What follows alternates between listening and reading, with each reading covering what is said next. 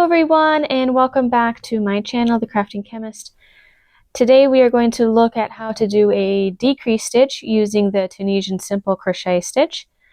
And so as you can see, I'm already doing a project in the simple stitch anyways.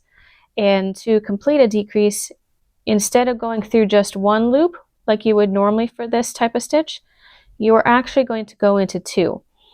Then you're going to do your yarn over and pull through both of those loops as shown. And just to show that again, you're going to go through the first loop and then the second one with those vertical bars, yarn over, pull through two.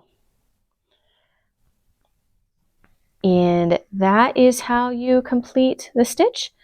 If you have any questions about how to do that, or you would like to see another type of stitch shown, whether it's for Tunisian knitting or crocheting, please let me know in the comments below, and to see more of my content, please consider liking and subscribing.